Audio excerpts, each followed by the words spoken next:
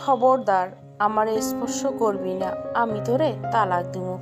দুর্জয়ের মুখে এমন কথা শুনে আঁতকে উঠল নাহিদা।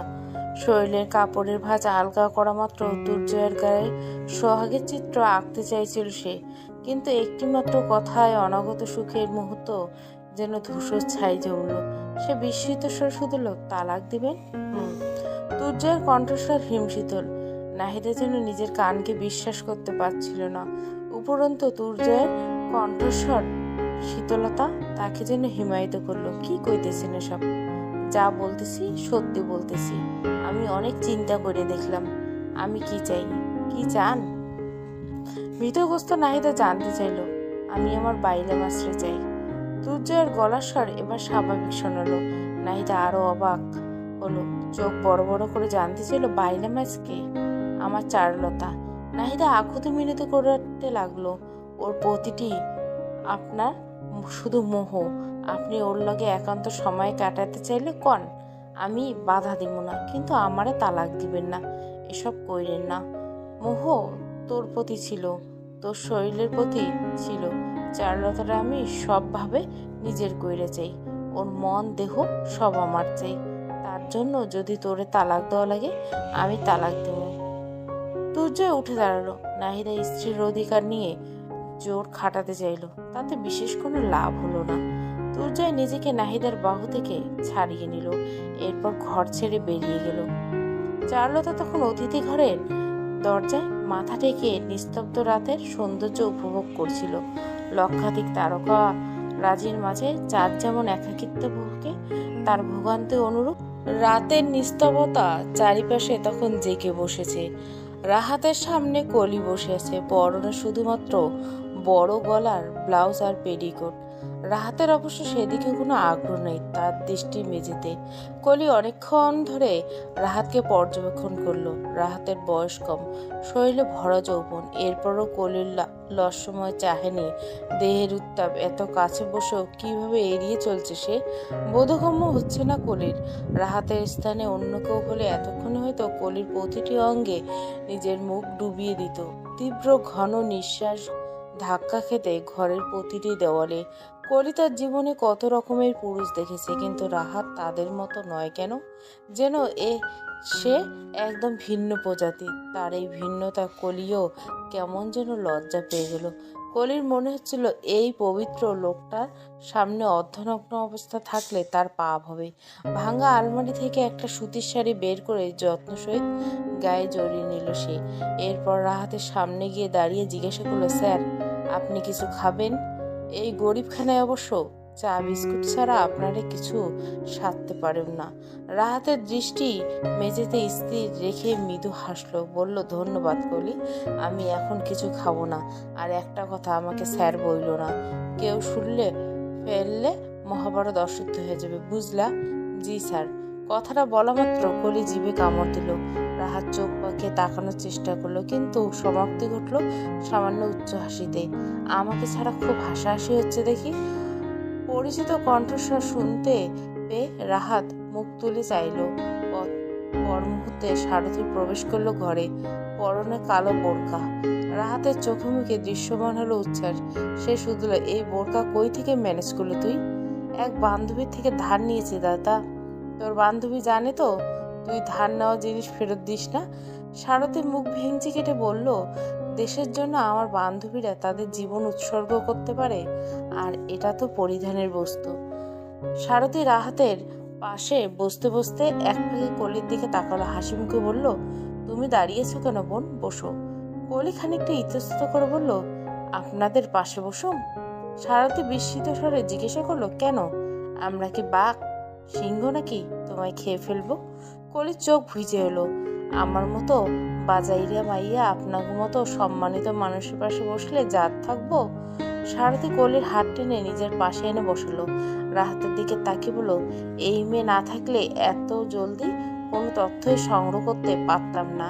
নারী পাচারের খবর শুনে যখন তেঘুরিয়ে আসি খোঁজ নিতে, তখন কলি আমাকে সব খোলসা করে বলেছে। প্রথমবার এই বস্তিতে কলির হেফাজতে মেয়েগুলোকে রেখেছিল। রাহাত প্রথমবারের মতো কলির দিকে ভালোভাবে তাকালো, গালে হাসি ঝুলিয়ে বলল, তোমার কোনো ধারণা নেই কলি, তুমি আমাদের কত বড় সাহায্য করেছিল। তুমি কোনো সাধারণ নও, তুমি একজন যোদ্ধা। যোদ্ধা? কলি ফ্যাল ফ্যাল করে তাকিয়ে রইল রাহাতের দিকে। হ্যাঁ, যোদ্ধা। যারা দেশের স্বার্থে কাজ করে, দেশকে নতুন গড়তে নিজের জীবন নিয়ে ঝুঁকির সম্মুখে ঝাঁপিয়ে পড়ে, তারাই যোদ্ধা। কলি চুপ করে রইল। আজীবন মানুষের সংসার ভাঙার জন্য নীরবে নিজেকে ঘেন্না করে গেছে সে। চারুলতার মতো নিষ্পাপ একজন মেয়ের বাসর রাতও সে ভস্ম করেছে। সে ধ্বংস ছাড়া কখনো গড়তে জানবে, এ তো অলিক কল্পনা ছাড়া কিছু নয়। কোলে চোখ বেয়ে অশ্রু গড়িয়ে পড়তে লাগলো। সারথি কোলের বাহু নিজের বিকুটি নিয়ে শুধল, কাঁদছো কেন পাগলি মেয়ে?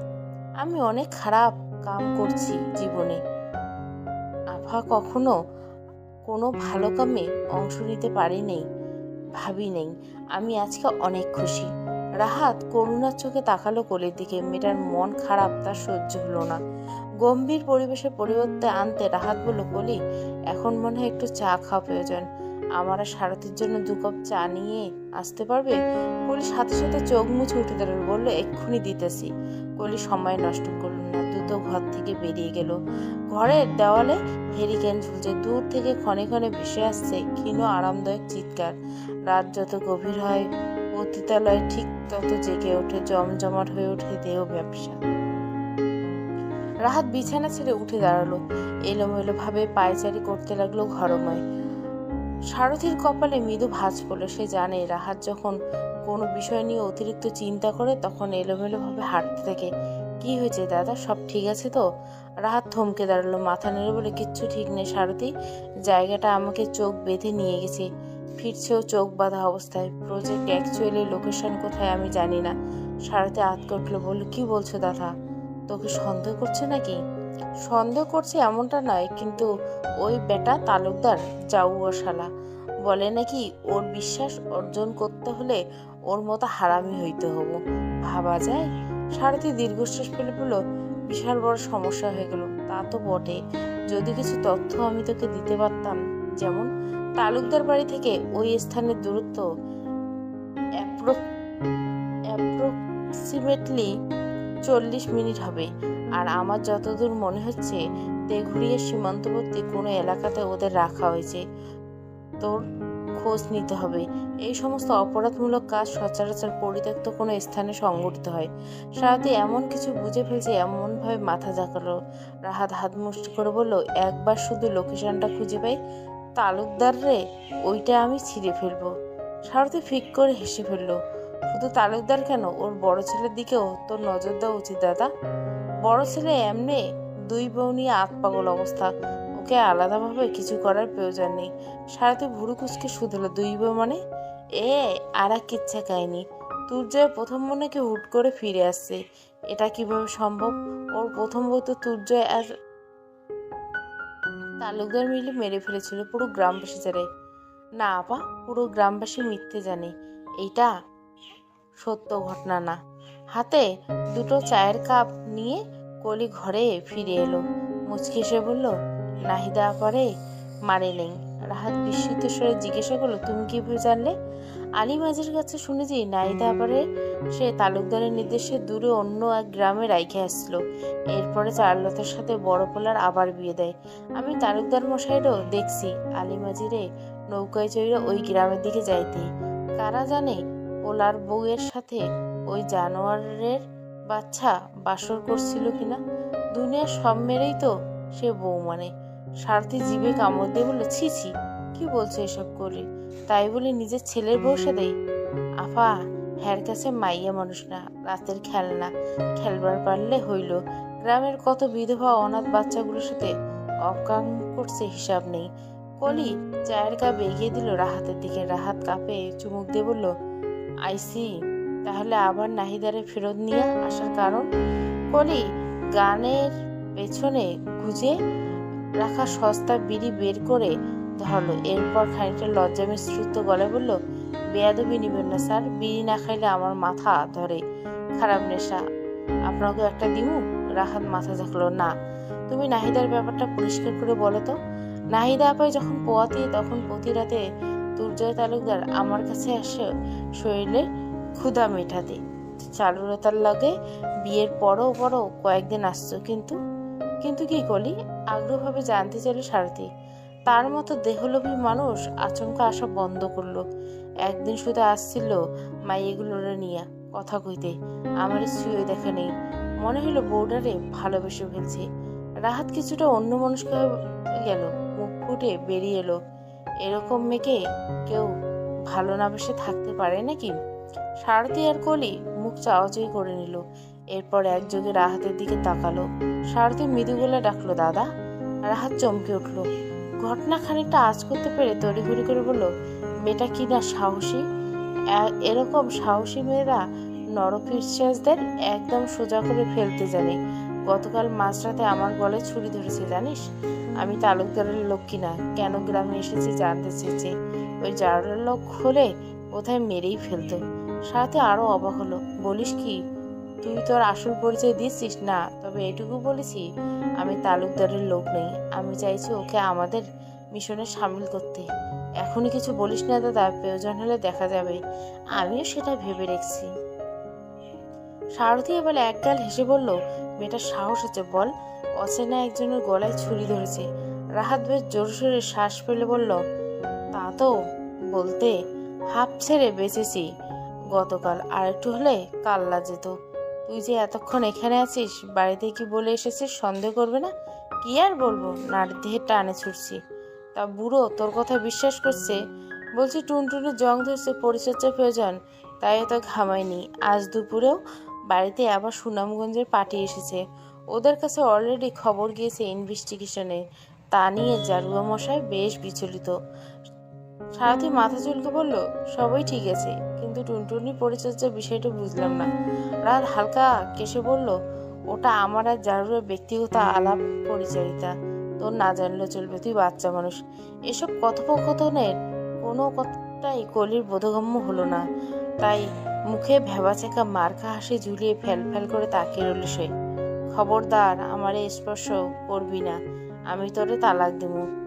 তুর্যের মুখে এমন কথা শুনে আঁতকে উঠল নাহিদা।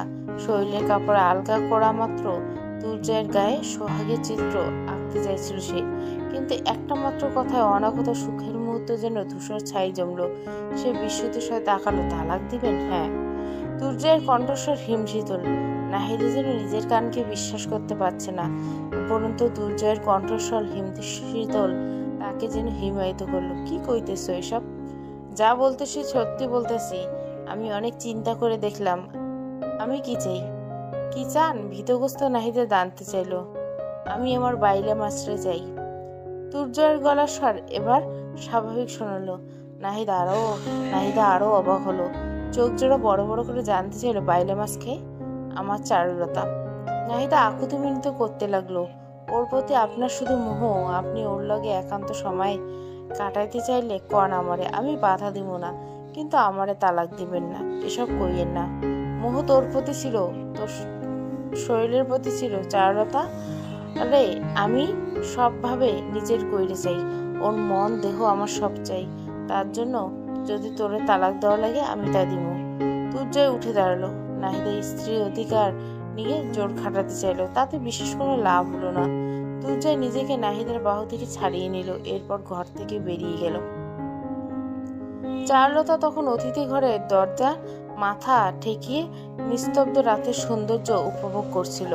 লক্ষাধিক তারকারাজার মাঝে চাঁদ যেমন একাকিত্বে ভোগে, তার ভোগান্তি অনুরূপ হেমন্তের বাতাসে চুলগুলো এলোমেলো উঠছিল তার। মনে পড়ছিল তার বাবাকে, মাকে, সোনালতাকে। সহসা তার চোখ পড়ল মূল বাড়ির বারান্দায়। একজন সুঠাম দেহের পুরুষ লুঙ্গি উঁচিয়ে এদিকটায় আসছে। চাঁদের ক্ষীণ আলোয় পড়ছে তার মুখে। তুর্যয় তালুকদার এত রাতে প্রথম স্ত্রীকে ফেলে এদিকে কেন আসছে? চারুলতা সময় নষ্ট করলো না, ঘরে ঢুকে দরজা ভিড়িয়ে দিল। তুর্যয়ের ছলনায় সে আর পড়বে না। তুর্যয় নাছোড়বান্দা।